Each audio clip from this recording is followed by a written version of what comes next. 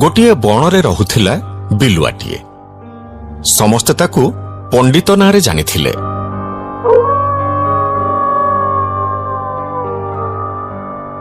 ହାତ ଦେଖି ବିବାହ ବ୍ରତ କରି ସେ ପେଟ ପୋଷୁଥିଲା। ଦିନେ ତା ପାଖରେ ଗଧଟିଏ ଆସି ପହଞ୍ଚିଲା। ଆଉ ବହୁତ ବିକଳ ହେଇ ହାତ ଦେଖେଇ କହିଲା, ପଣ୍ଡିତେ, ମୋ ଘରେ ପ୍ରବଳ ଅଶାନ୍ତି ଚାଲିଛି। ଲାଗୁଛି ମୁଁ ଆଉ ବେଶୀ ଦିନ ବଞ୍ଚିବିନି। କାହିଁ, ତମର ଏମିତି କଣ ହେଇଛି କି? ମୋ ଘରେ କୂଅ ନାହିଁ ବୋଲି ମୋ ସ୍ତ୍ରୀ ପଡ଼ିଶା ଘର କୂଅରୁ ପାଣି ଆଣିବାକୁ ଯାଇଥିଲା। ଆଉ ପଡ଼ିଶା ଘର ଭାଲୁ ଆଉ ତା ସ୍ତ୍ରୀ ମିଶି ମୋ ସ୍ତ୍ରୀକୁ ମାଡ଼ ମାରିଲେ। ତେଣୁ କାଲିଠୁ ମୋ ଘରେ ଅଶାନ୍ତି ଲାଗି ରହିଛି। ଧେତ୍, ଏଇଟା ଗୋଟିଏ କଥା। ପାଣି ତତେ ଆଉ କୋଉଠୁ ବି ମିଳିଯିବ। ଆଉ କୋଉଠୁ ମିଳିଲେ ଚଳିବନି। ମୋ ସ୍ତ୍ରୀ କହିଛି ଆମ ନିଜ ଘର ବାଡ଼ି ଭିତରୁ ଯେମିତି ପାଣି ମିଳିବ ସେ କଥା ମୁଁ ବୁଝିକି ଯିବି।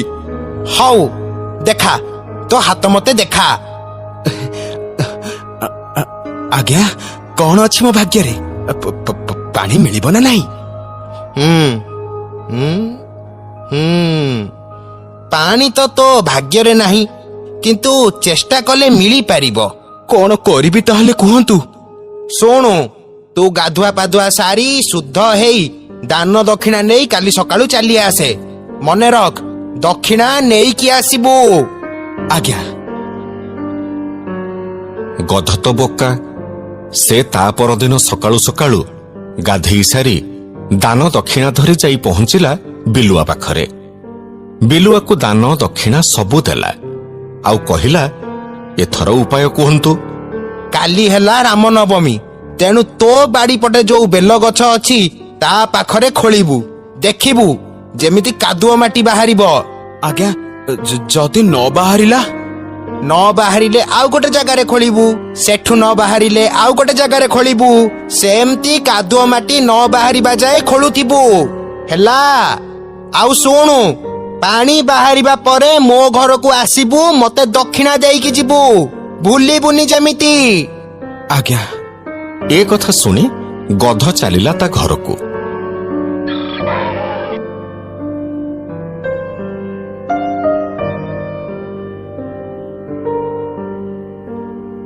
ତା ପରଦିନ ସକାଳେ ଉଠି କୂଅ ଖୋଳିବାକୁ ଗଲାବେଳକୁ ଦେଖିଲା ଯେ ମୂଷା ତା ବାଡ଼ି ପଟେ ଖୋଳାଖୋଳି କରୁଛି।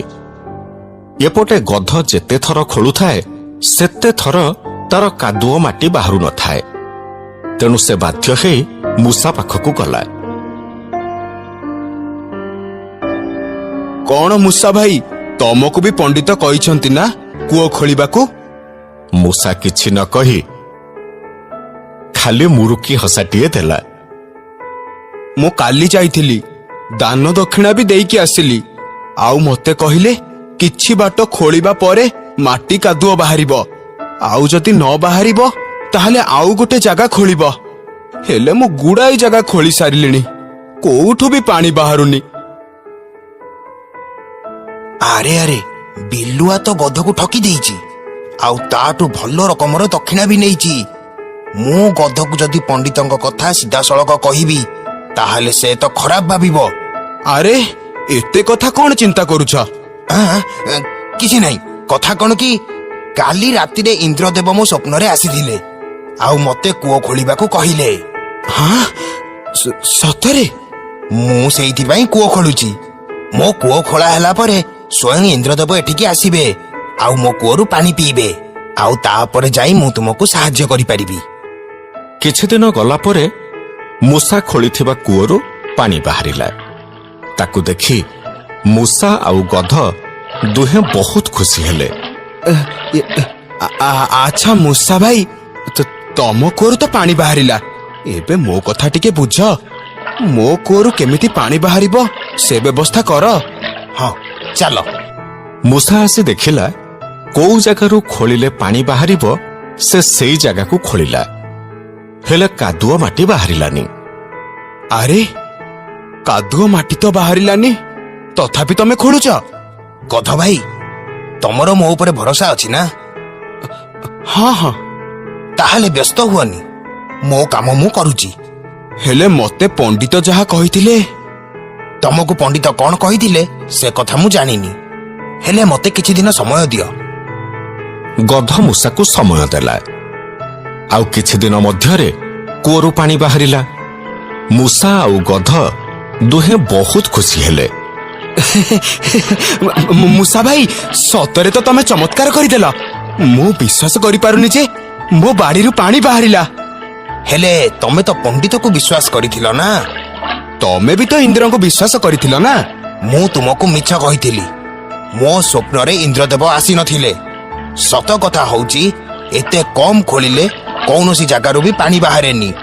ପାଣି ବାହାରିବା ପାଇଁ ମାଟିକୁ ଟିକେ ଗଭୀର କରି ଖୋଳିବାକୁ ପଡେ। ବିଲୁଆ ତମଠୁ ଦାନ ଦକ୍ଷିଣା ନବ ବୋଲି ତମକୁ ମିଛ କହିଥିଲା।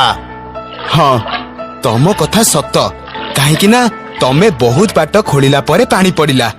ସେଇ ଦିନଠୁ ଗଧ ଆଉ କେବେ ବି ବିଲୁଆର ପାଖ ମାଡେନି କିମ୍ବା ବିଲୁଆର ପରାମର୍ଶ ବି ଲୋଡେନି। ଯେତେ କଷ୍ଟ ହେଲେ ବି ସେ ପଣ୍ଡିତଙ୍କ ପାଖକୁ ଯାଇ ହାତ ଦେଖାଏନି। ନିଜ କର୍ମ ଉପରେ ବିଶ୍ୱାସ ରଖେ।